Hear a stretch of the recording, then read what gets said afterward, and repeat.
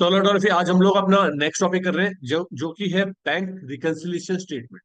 ठीक है।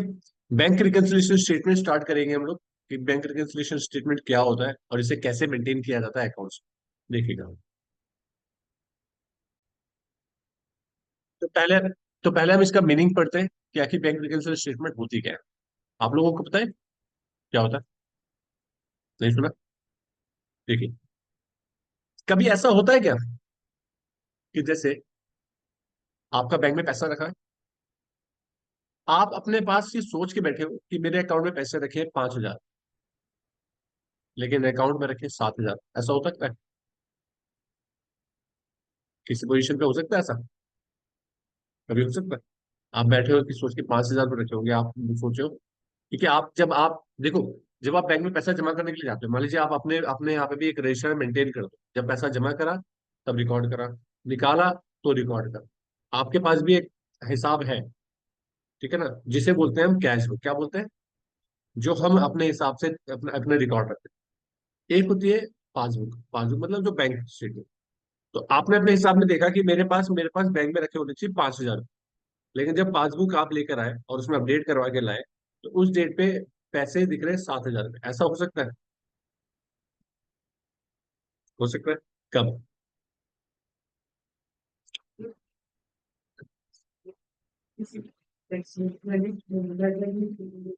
बिल्कुल। जैसे कि मान लीजिए आप बैठे हो सोच करके 5,000 रुपये, और आपके अकाउंट में कितने पैसे? बैंक में कितने? 7,000 रुपये। कैसे 2,000 रुपये किसी दोस्त ने आपके आपके बैंक में जमा कर दिया, आपको पता ही नहीं चला। तो आपने अपने यहाँ तो रिकॉर्ड नहीं करा, लेकिन बैंक पासबुक पे रिकॉर्ड आ गया। तो मैच कभी कभी किसी किसी पॉइंट में क्या होता है, किसी किसी पॉइंट ऑफ टाइम में आपका बैंक आपके अकाउंट और बैंक का अकाउंट आपस में मैच नहीं करता। तो आखिर वो किन एंट्रीज की वजह से मैच नहीं कर रहा है, उसी को पता करने के लिए हम क्या बनाते हैं? रिकंसिलिएशन। जैसे कि सिंपल सा है कि हमारी बुक को क्या बोलते हैं? Cash book. क्या बोलते हैं? Cash book. अगर हम ये बोल रहे हैं कि ये कैश बुक, हमारी कैश बुक जो है वो 1,500 रुपये दिखा रही है, और बैंक बुक कितना दिख रहा है? 1,790 रुपये। अभी रुपीज में मान लेना, डॉलर लिखा है। अब इन दोनों का बीच का डिफरेंस कितना है? 260 रुपये का। ये डिफरेंस क्यों आ रहा है? इसे पता करने के लिए हम क्या बनाते हैं? Bank reconciliation. राइट। ठीक है। तो इसको बनाने के लिए हमें कौन से रूल का इस्तेमाल करना पड़ेगा? रियल, पर्सनल या नॉमिनल? कौन से रूल का? रियल का इस्तेमाल करना होगा, पर्सनल का करना होगा, या फिर नॉमिनल का? आप बताओ, आपको कौन सा करना चाहिए? रियल का, नॉमिनल का, या पर्सनल का? कौन सा रूल का इस्तेमाल करना चाहिए बताओ? रियल का। आपका कहना है रियल है क्योंकि ये दोनों एसेट्स है। ठीक है। इसको बनाते हुए किसी भी अकाउंट का इस्तेमाल नहीं किया जाता, किसी भी रूल का इस्तेमाल नहीं किया जाता। क्यों? क्योंकि ये क्या है कि स्टेटमेंट है। स्टेटमेंट का मतलब क्या होता है? ये क्यों बना रहे हैं? ये सिर्फ इसलिए बना रहे हैं कि पता करने के लिए कि कौन सी एंट्रीज है जिनकी वजह से डिफरेंस हो रहा है। डिफरेंस किसी एंट्रीज की वजह से तो आ रहा होगा। तो इसमें कोई रूल अप्लाई नहीं करना है कि डेबिट क्रेडिट कुछ यूज नहीं करना। सिंपल सा आपको वो एंट्री ढूंढनी है बस। वो एंट्री ढूंढनी है कि कौन कौन सी एंट्रीज की वजह से डिफरेंस आ रहा है। उन एंट्री को ढूंढने की वजह से स्टेटमेंट बना। अब वो तरीका आप कोई भी इस्तेमाल कर सकते हो, लेकिन एक स्टैंडर्ड बता दिया गया है, इसलिए हम वही इस्तेमाल करेंगे। ठीक है। तो आप लोगों से कभी क्वेश्चन पूछ ले कोई इंटरव्यू में कि भाई कौन सा रूल इस्तेमाल होता है, तो कभी वो आपको क्या कर रहा है, वो थोड़ा सा फंसा रहा है, कंफ्यूज कर रहा है, तो आप उसको समझाओ कि नहीं, इसमें कोई रूल इस्तेमाल नहीं होता। अब देखो, bank reconciliation statement strictly speaking there should be no difference in the cash book और पासबुक। वैसे तो नॉर्मली तो नहीं होता, लेकिन however on the particular date it is possible that balance on both the banks do not tally. मतलब हो सकता है कभी किसी पॉइंट पे नहीं कट रहा है। After finding the reason for the non agreement of the bank balance, efforts are made to reconcile. मतलब हमने सब कुछ देख लिया, उसके बाद हमें लगा कि नहीं, रिकंसिलिएशन बनाना पड़ेगा क्योंकि पता नहीं चल पा रहा है। तो उसके लिए हम बीआरएस बनाते हैं, बैंक रिकंसिलिएशन स्टेटमेंट। अब इसमें इंपॉर्टेंस क्या है? क्या क्या पता चलता है? हो सकता है कि कुछ एरर्स हुई हो, एरर्स विच में बी कमिटेड। हो सकता है मैंने अपने यहाँ पे कोई एंट्री 1,000 रुपए से एंटर करा हो, लेकिन वो 10,000 की एंट्री थी। मैंने अपने यहाँ दिखाया कि मैंने 1,000 रुपये जमा करा, लेकिन पासबुक में जब देखा तो वो 10,000 रुपये की वैल्यू दिख रही थी, क्योंकि मैंने जमा ही 10,000 रुपये किया। तो वो कुछ एरर होगी तो वो पकड़ में आ जाएगी। Undue delay in clearance of cheque. Undue clear delay मतलब मैंने किसी को चेक दिया, तो मैंने अपने यहाँ से जो रिड्यूस कर दिया ना। भैया का सिंपल सी बात है, हम इस तरीके से देखें इसे कि मेरे बैंक में बैलेंस था 1 लाख रुपए, कितना था, मतलब ये कैश बुक में और ये पासबुक, बैंक में मतलब। मैंने किसी को 1 लाख रुपए का आज चेक दिया, तो मैं अपने यहाँ तो आज ही रिकॉर्ड कर लूंगा ना कि 1 लाख रुपए चले गए। तो अब मेरे हिसाब से कितने पैसे बचे, 99,000। लेकिन अभी तक वो चेक, हो सकता है सामने वाली पार्टी ने चेक नहीं डाला है बैंक में, और डाल दिया तो हो सकता है 3 दिन के बाद क्लियर होगा। लेकिन आज की डेट में अगर मैं पासबुक को अपडेट करवा के लाऊंगा तो मेरा बैलेंस तो ये दिखेगा ना। तो इसका मतलब है अनडू डिले, डिले जो हो रहा है वो पता चल जाएगा। ठीक है ना, या ज्यादा डिले हो रहा है तो हमें पता चल गया कि कोई चेक था लेकिन वो डिले हो गया। ठीक है, एक रीजन ये हो सकता है। नेक्स्ट है डिस्करेज स्टाफ फॉर इम्बेजमेंट। ठीक है ना, इम्बेजमेंट का मतलब आप जो स्टाफ है, अगर वो कहीं सही टाइम पे सही एंट्री नहीं कर रहा है तो उसे ही पकड़ में आ सकता है। ठीक है, अब रीजन ऑफ डिफरेंस, डिफरेंस किस वजह से आ सकता है, एक तो मैंने बता ही दिया आपको, check issued but not yet presented.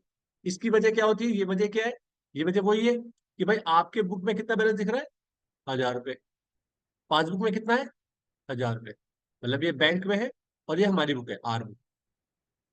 ठीक है, ये हमारी बुक में बैलेंस दिख रहा है और ये बैंक की बुक में दिख रहा है, 1 lakh 1 lakh. Check issued but not yet presented, आपने किसी को चेक तो दे दिया लेकिन उसने प्रेजेंट नहीं करा। तो आपने 1 लाख रुपए, मान लीजिए 1,000 रुपए का चेक किसी को दे दिया लेकिन उसने मेरा चेक लगाया नहीं। तो आपके बिल बैलेंस में, इसके बैलेंस में डिफरेंस आ जाएगा, आपके यहाँ दिखेगा 99,000 और यहाँ पे कितना दिखेगा बैंक में, क्योंकि अभी बैंक से वो कटा नहीं है।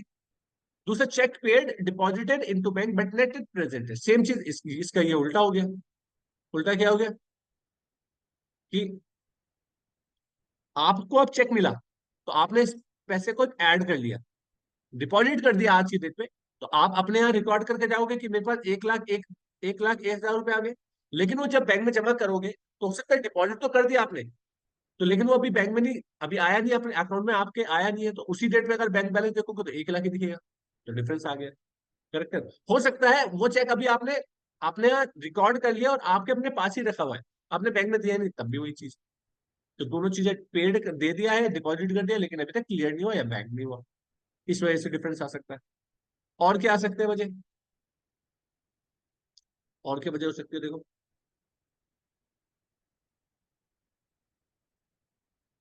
Interest and dividend collected by bank. भाई आपके अकाउंट में बैलेंस था, आपके अकाउंट में 1 लाख रुपए था, पासबुक में भी 1 लाख रुपए था। ठीक है ना, अब हुआ क्या, आपके आपने किसी कंपनी के शेयर्स खरीदे हुए थे, तो वो तो बैंक में पैसा आ जाता है। तो 1,000 रुपए मान लीजिए आपके बैंक में पैसा आ गया, तो आपका बैंक का बैलेंस कितना हो गया अब, 1 लाख 1 हजार। लेकिन पासबुक में अगर अपने पास देखोगे तो अपने पास तो, आपके पास तो 1 लाख का बैलेंस दिखेगा, क्योंकि आपको तो नहीं पता चला ना, भाई कोई मैसेज नहीं आया, आपने अपना रिकॉर्ड नहीं करा उसे, तो अगर आप देखोगे तो आपके बैलेंस दिखेगा 1 लाख और पासबुक में कितने दिखेगा, 1 लाख 1 हजार। सेम चीज bill collection by the bank on the behalf of the customer. हो सकता है कि मैंने बैंक को बोला है कि मेरे जो पार्टी से बिल है, होता है ना कभी कभी हम बिल्स ऑफ एक्सचेंज का, मतलब बैंक को एक फैसिलिटी प्रोवाइड करती है, बैंक हमारे एजेंट की तरह काम भी कर सकती है। जैसे हम लोग ना बिल्स ऑफ एक्सचेंज बना के रखते हैं, बिल्स राइट करके रखते हैं जिनसे मुझे पैसे लेने हैं।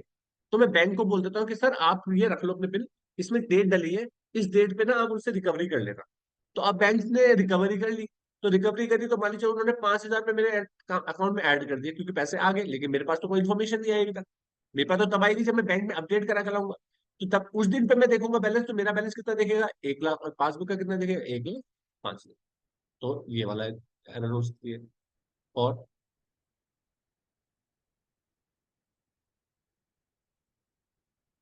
ठीक है, अभी देखो, due to error in recording the entry, हो सकता है हमने कुछ वैल्यू कम या ज्यादा लिख दी अपने यहाँ, या बैंक ने गलत कर दी, तो दोनों में से किसी एक वजह से उस वजह से डिफरेंस आ सकता है।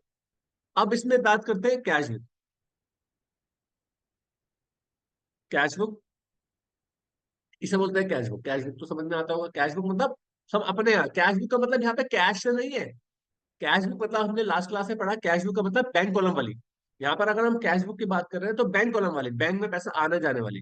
कैश बुक तो 3 तरीके की होती है ना, डबल कॉलम, ट्रिपल कॉलम और सिंगल कॉलम। सिंगल कॉलम में सिर्फ कैश होता है, आना जाना होता है। डबल कॉलम में 2 कॉलम बच जाते हैं, कैश और बैंक। तो यहाँ पर वो दूसरे बैंक वाले कॉलम की बात करी जा रही है कि बैंक में जब भी पैसा जमा करने जा रहे हैं तो हम अपने कैश बुक में रिकॉर्ड करके जा रहे हैं, और बैंक में जब पैसा से निकाल रहे हैं तो भी हम कैश बुक में रिकॉर्ड करके जा रहे हैं। करेक्ट है ना, तो कैश बुक मतलब जो बिजनेसमैन है या जो पर्सन है जिसका अकाउंट है बैंक में, उसकी बात कर रहे हैं, वो जो मेंटेन कर रहा है अपने यहाँ पे रिकॉर्ड, तो उसे कैश बुक बोल रहे हैं। अब इसमें एक चीज याद रखना, देखो बड़ा सिंपल सा है, बड़ा एक एक एक एक चीज बड़ा इंपॉर्टेंट है, अगर इसको सीखना चाहते हो तो एक शॉर्टकट याद रख लो। शॉर्टकट क्या है कि कैश, आप ये देखो कि जिसके बेस पे, मतलब जैसे मान लीजिए मैं कैश बुक को पासबुक से मैच करवा रहा हूँ, मेरे पास कैश बुक में कितना पैसा रखा हुआ, मान लीजिए मैं बोल रहा हूँ कि मैं, मेरे हिसाब से कितना है कैश बुक में, 1 लाख। और बैंक बुक में कितना है या पासबुक में कितना है, बैंक बुक लिख रहा हूँ अभी तो मैं, ये तो बाकी पासबुक होगी, इसमें दिख रहा है 1,50,000। तो मैं इसको इससे बैलेंस से मैच करवा रहा हूँ, मतलब अपने अपने अकाउंट को पासबुक से मैच करवा रहा हूँ। तो जिस जो अपोजिट अकाउंट होगा ना, उसको मान लेना है गॉड। क्या मान लेना है? गॉड। शॉर्टकट तरीका है, मतलब याद करने की, भगवान।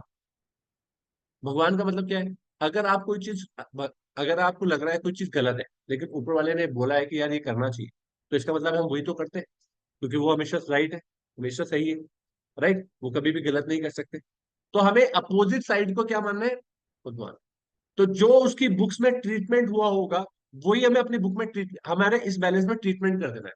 अगर कोई बैलेंस इसमें एडेड है, लेकिन मैंने अपने यहाँ ऐड नहीं करा, तो अपने यहाँ ऐड कर लो, डिफरेंस मैच हो जाएगा।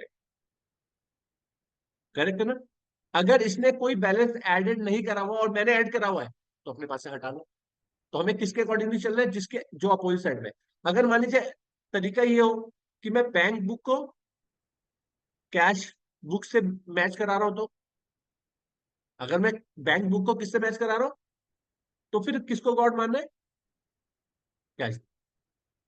मेरी बात समझ आ रही? जो भी एंट्रीज आपको इन दोनों के बीच में अनकॉमन मिलेगी ना, उन अनकॉमन अनकॉमन एंट्रीज का ट्रीटमेंट हम किस में करेंगे? जिसके बेस में कर रहे हैं, इसके बैलेंस में ऐड या माइनस करेंगे। ये समझ में आ रही बात? लेकिन ध्यान में रखे थे इसे, कि वो एंट्रीज इसमें एडेड है, तो यहाँ पे भी ऐड कर देंगे। अगर वो एंट्रीज इसमें एडेड है, तो यहाँ से हटा देंगे और इसमें से। मेरी बात समझ में आ रही है? अब क्लियर आया? समझ में आया? ठीक है ना? तो हमारे को जिसके अकॉर्डिंगली हम बना रहे हैं, उसको क्या मानना है? God। ठीक है।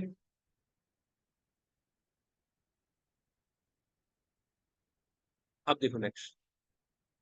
ठीक है, तो इतना पार्ट हम लोगों ने सीख लिया कि आखिर बीआरएस क्या होता है, कैश बुक क्या होती है, पासबुक क्या होती है, और हम बनाने क्या जा रहे हैं।